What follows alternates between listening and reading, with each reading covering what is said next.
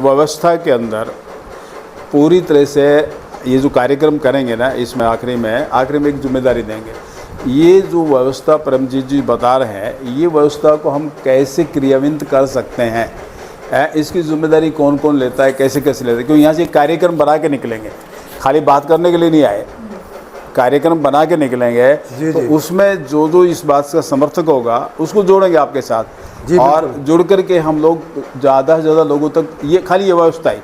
अगर कोई आध्यात्मिक पर्सन है या कोई दूसरी चीज़ खड़ी होती है और जिनको आप गोलाई में छोड़ देते हैं, माल आप उत्तर देना चाहते हैं, नहीं देना चाहते हैं, गोलाई में छोड़ देते हैं। मैं गोलाई में नहीं छोड़ता। अगर कोई इस बारे में जानना चाहता है, नहीं, आपसे वो संतुष्ट नहीं हो पा रहा है, मैं एक बात कहने की ये भी कह रहा हूँ, गोलाई में नहीं छोड़ रहे हैं। नहीं, अगर मेरे साथ डिस्कशन में चलेगा, अगर बीच में से भाग जाए तब तो अलग बात है। नहीं, डिस्कशन में चलेगा, लेकिन अगर मेरे साथ चलेगा और तर्क पर रहेगा, तर्क को साइड नहीं करेगा या किसी मान्यता को ऐसे ढोएगा नहीं, तो उसको ये बात क्लियर हो जाएगी 100%। नहीं, उसमें तो बहुत सारी बातें हो जाती हैं। मान लो कि हम और आप कॉमन एक बात बनाएंगे, कॉमन ये बनाएंगे, मैं आपको आपके मन को तैयार कर रहा हूँ कि ये प्रोग्राम में हम 100% समर्थन कर रहे हैं। प्लस अगर कोई आदमी आत्मा, परमात्मा या जीवात्मा की बात करता है और उससे हमारी व्यवस्था को कोई हानि नहीं होती, उससे कोई हमारी व्यवस्था को कोई हानि हो नहीं रही है, ये सेकेंडरी बात है। हाँ, तो हम उसको कहेंगे ठीक है, इससे भी अगर कुछ सुख शांति मिलती है, लोगों को समझ में आता है तो पाठ कर सकते हैं। हाँ, ये तो हमने जो एक धर्म का पाठ है पूरा, माने मान्यता वाला, उसको व्यक्तिगत छोड़ रखा है। हाँ, नहीं, उसको व्यक्तिगत उसको वो छोड़ देंगे, और व्यवस्था मान लो कि कोई व्यवस्था करके देगी। जी। जैसे आप मंदिर में जाते हैं तो मंदिर, मस्जिद, हम तो सरकार से भी ये बात कहते हैं जो आपने कही ना, व्यवस्था से ये डिमांड करे कि व्यवस्था बताए मैं कौन हूँ, कहाँ से आया हूँ, क्यों आया हूँ, मेरा जन्म स्मृति क्या है, कब, ये व्यवस्था ही आंसर करे। हाँ, व्यवस्था ही आंसर करेगी, और व्यवस्था ऐसे लोगों को सर्टिफाई भी करेगी जो इसके जानकार होंगे। बिल्कुल। हाँ, जैसे फिजिक्स के होते हैं, केमिस्ट्री के होते हैं, वैसे ही आत्मज्ञान, बिल्कुल आत्मज्ञान के भी टीचर्स हो, और वो प्रमाणिकता के साथ उसको सिद्ध करें। प्रमाणिकता के साथ एकदम बहुत बढ़िया। हमारा ये पॉइंट रहेगा कि व्यवस्था ही इन प्रश्नों के उत्तर दे, ऐसा मन भी हम व्यवस्था का तैयार करें। हाँ, बिल्कुल है उसमें ऐसा ही। बहुत सुंदर इसी प्रकार का बहुत ही अच्छा, बहुत ही सुंदर और बहुत ही प्रशंसनीय, जरूरी, आवश्यक विषय के ऊपर हम आगे बढ़ेंगे। बहुत धन्यवाद। आराम करेंगे, बात करेंगे। क्योंकि ये जितनी भी स्पिरिचुअल वाली चीज़ें भी मैं बता रहा हूँ, मैंने खुद अनुभव की है। आप 11 साल फिरे हैं साधु संतों के बीच में, हम लोग भी हैं और इनको स्थापित किया है। जी, हम लोग भी साधु संतों के बीच में फिरे हैं। हमें आग्रह नहीं है। देखिए, हम मैं जो कहना चाह रहा हूँ, हमारा मुख्य उद्देश्य है कि लोग सुखी हों। अगर कोई धार्मिक रीति में कोई मान्यता लेके आता भी है और वो 10 आदमी को संतुष्ट कर लेता है, हम कहते हैं चल भाई बराबर, हमें क्या दिक्कत। बिल्कुल, पर लोग सुखी होने चाहिए। हाँ भाई, उनको अच्छा लग रहा है, बढ़िया। अब मैं इसको वाक्य को पूरा करता हूँ। साधन सुख देता है, आपने भी कहा, मैंने भी समझा। प्राप्ति खुशी देती है, क्योंकि कोई चीज़ मुझे कार मिल रही है या कोई चीज़ दूसरी चीज़ मिले, प्राप्ति है वो। साधन सुख देता है, प्राप्ति खुशी देती है, साधन परिश्रम से मिलेगा। अब अगली बात, सुख और खुशी के आगे परिश्रम भी खाली 25 से 50 के बीच के लोगों को, बाकी सबको बिना परिश्रम क्राइटेरिया रख दिया हमने। ताकि वो फ्री कर दिया, बूढ़े लोगों को फ्री कर दिया, बूढ़े और बच्चे, लाचार को फ्री कर दिया। क्योंकि अभी भी आधे से ज्यादा पब्लिक जो है, आपने संक्षेप में गिना भी दिया, अब बात करके रोटी खाती है। आज भी आधे ज्यादा बात करके रोटी खाती है, तो वो फ्री कर दिया। अब हम अगली बात ये कह रहे हैं कि साधन सुख देता है, प्राप्ति खुशी देती है, लेकिन एक और अक्षर का लोगों ने आविष्कार करके रखा, आनंद। आनंद जो है वो कैसे आएगा? अब मैं मेरी जिज्ञासा बताता हूँ। आनंद पूर्ण समझ आने पर, यानी कि जो संपूर्ण समाधान आपने लिखा है, उसका हमने एक वर्ड लिखा, संपूर्ण सत्य की जानकारी के बाद ही आनंद आएगा। पूर्ण समाधान, संपूर्ण समाधान, संपूर्ण सत्य। नहीं, आनंद को भी थोड़ा समझ लें। आनंद का भी बड़ा गलत अर्थ लिया गया है। आनंद का जो इस्तेमाल है, वो अगर आप जाएंगे उपनिषदों में, तो मांडुक्य उपनिषद में इसका इस्तेमाल हुआ है, और वहाँ सुख दुख के अभाव के रूप में हुआ है जी। इसका अर्थ जो है कि आपकी एक ऐसी अवस्था जिसको उसने सुषुप्ति नाम दिया है, और ये तीसरी अवस्था है आपकी, जागृत स्वप्न के बाद में सुषुप्ति अवस्था।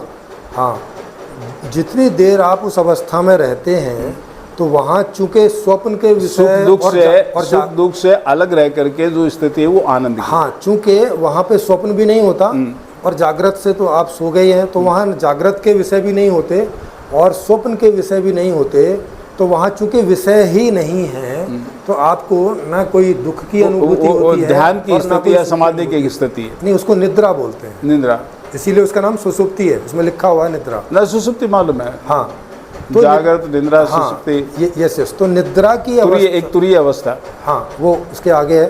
तो निद्रा की अवस्था में आनंद का, माने सुख और दुख के परे की अवस्था का ज्ञान होता है, वो आनंद है। उसे आनंद बोलते हैं। आनंद का मतलब यहाँ नहीं है, जागृत में और स्वप्न में आनंद का कोई लेना देना नहीं है। ये तो हो गया भाषा में जो आनंद शब्द है उसका अर्थ। नहीं, ये परिभाषा भी ठीक है, इसको इस तरह से हम लोग बता सकते हैं कि भाई जहाँ सुख और दुख दोनों का अभाव हो वो आनंद की स्थिति है। हाँ, आप उपनिषदों में देखेंगे तो वहाँ यही अर्थ मिलेगा जो मैं बता रहा हूँ अभी। लेकिन लोगों में, चूँकि सारे लोग तो पढ़े लिखे होते नहीं हैं, तो ज़्यादातर साधुओं ने अभी आनंद का ऐसा अर्थ बता रखा है कि कुछ बड़ा सा सुख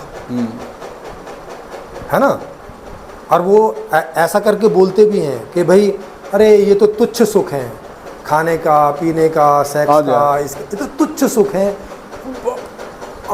बेशक तुच्छ हो पर हमें चाहिए इस वक्त, आज की तारीख। हाँ, नहीं, मैं उनका अर्थ बता रहा हूँ। हाँ। तो अब चूँकि अच्छा, अब थोड़ा विषय पर रहेंगे, मैं दूसरे धर्म को लेके आ जाता हूँ बीच में। इस्लाम बोल देता है कि तुम्हें जन्नत मिलेगी, 70 हुरें मिलेंगी और शराब की नदियाँ बहेंगी और 16 साल से या 14 साल से कम आयु के बच्चे मिलेंगे और तुम मज़े करोगे। उनका एक ही विषय होता है, दूसरा विषय नहीं होता। एक ऐसी कल्पना, इसको कल्पना ही कह सकते हैं, कोरी कहें या गिल्ली कहें, ये तो अलग बात है, कल्पना ही है। तो ऐसी कल्पना देके लोगों को जहाज जैसे धंधे में धकेल देते हैं और लोग अत्याचार करते हैं, बुरी तरह से मारते हैं, जैसे बकरा काटते हैं, जैसे आदमी को काटते हैं, तो वो एक मानसिक विकृति है। नहीं, वो मानसिक विकृति नहीं है। इसको हम समझें कि क्या होता है। क्या रहता है कि समाज में 4 प्रकार के लोग होते हैं। एक रहते हैं आत्मिक स्थिति के लोग, एक भावनात्मक स्थिति के लोग रहते हैं, एक मानसिक स्थिति के लोग रहते हैं और एक शारीरिक स्थिति के लोग रहते हैं। ये 4 प्रकार के लोग होते हैं समाज में। इसमें से जो भावना वाले लोगों को ये, हाँ, भाव प्रधान लोग जो हैं वो कोई भी चीज़ को कट्टरता से मानते हैं, ये उनका गुण है। वो कोई भी चीज़ को जोर से मानते हैं। वो गुण उत्पन्न कहाँ से हुआ? कहीं ना कहीं तो था ना, तभी तो गुण है ना। हाँ, ये है ना गुण, धारण करने का गुण है ना। तो ये जो प्रकार है ये कोई भी चीज़ को जोर से धारण करता है। नहीं, ये हम सब में होना चाहिए ना। सब में नहीं है ना, इसीलिए बता रहा हूँ मैं। सब में क्यों नहीं है? उनमें विशेष कैसे आ जाता है नेचर से?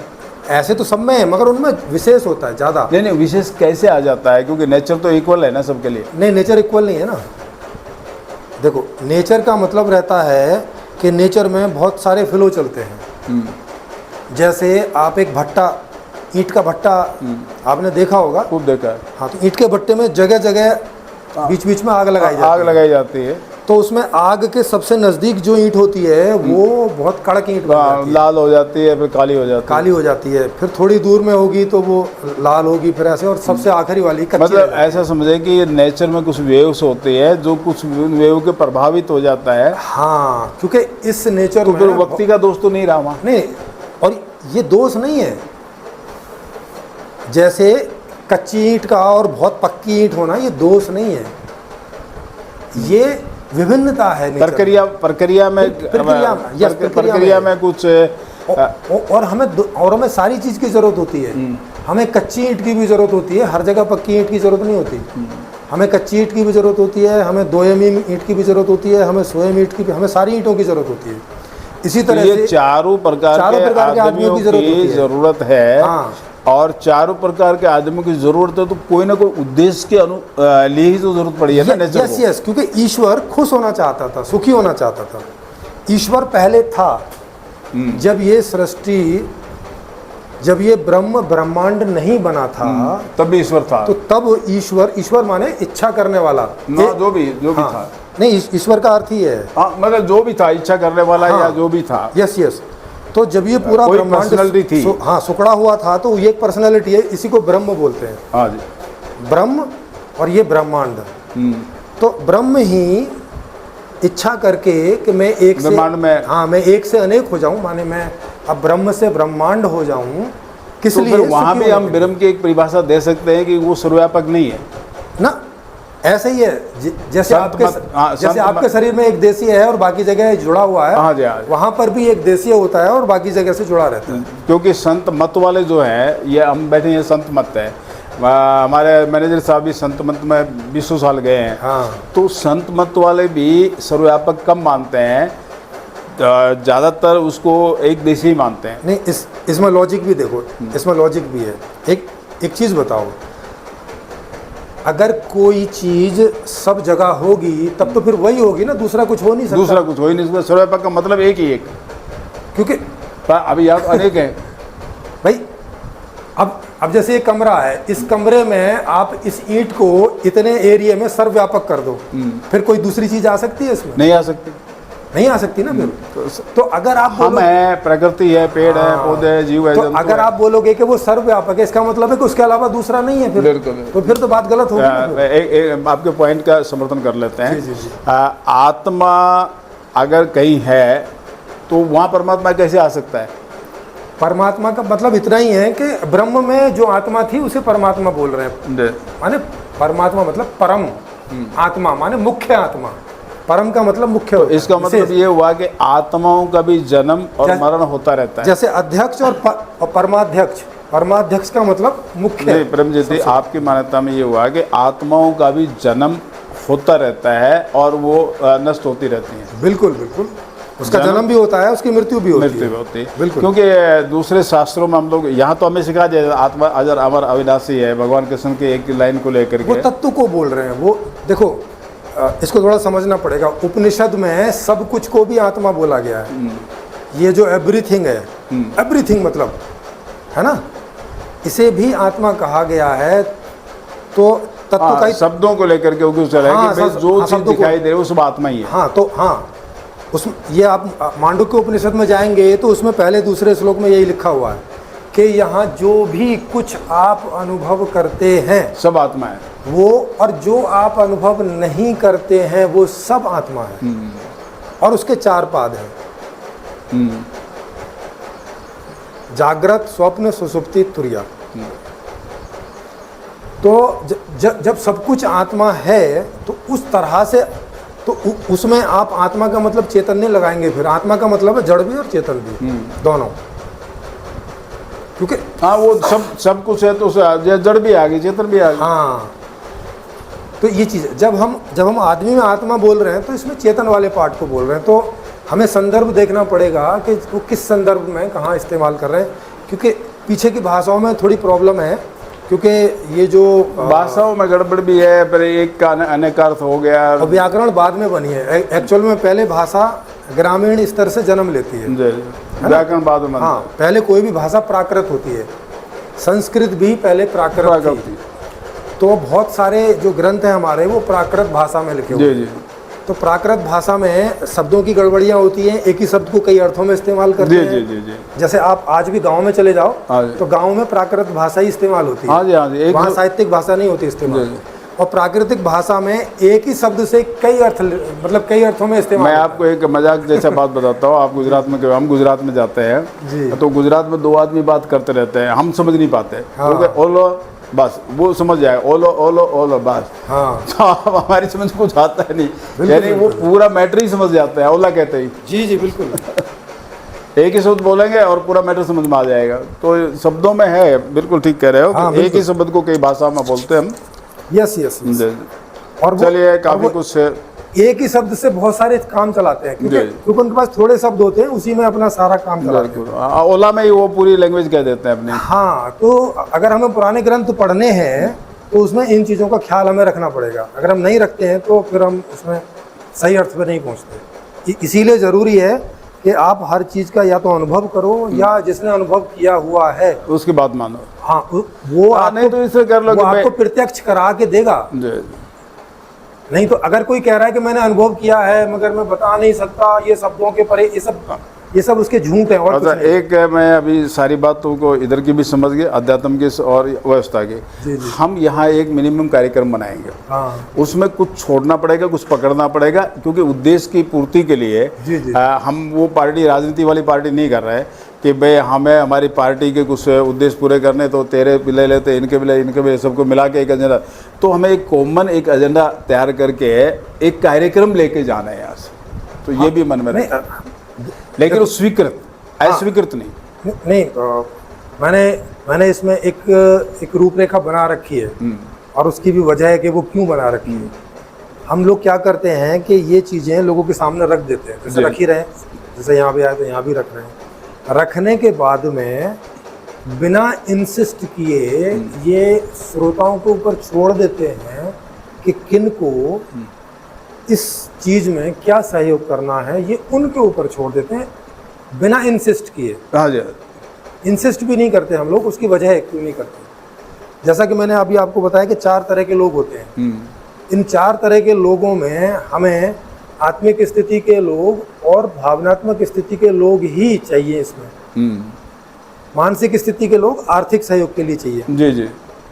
बाकी जो शारीरिक स्थिति वाला है उसका तो बाद में वोट देगा, बस वो सहयोग होगा, उसके अलावा उसका कोई सहयोग, क्योंकि उसके पास पैसा भी नहीं होता। जी जी। उसके पास अपनी रोजी रोटी से समय नहीं निकलता, बेचारा वो थका रहता है बुरी तरह। अगर जवान है तो श्रम में उपयोग कर सकते हैं। हाँ, मतलब कहीं कुछ ऐसा होगा तो 25-50 में है तो परिश्रम में और उसकी प्रतिभा के अनुसार। तो इन तीनों को, और ये हर आदमी ज़्यादा बेहतर ढंग से जानता है खुद के बारे में कि वो क्या सहयोग करने की स्थिति में है। नंबर 1, उसकी इच्छा भी है कि नहीं। जी।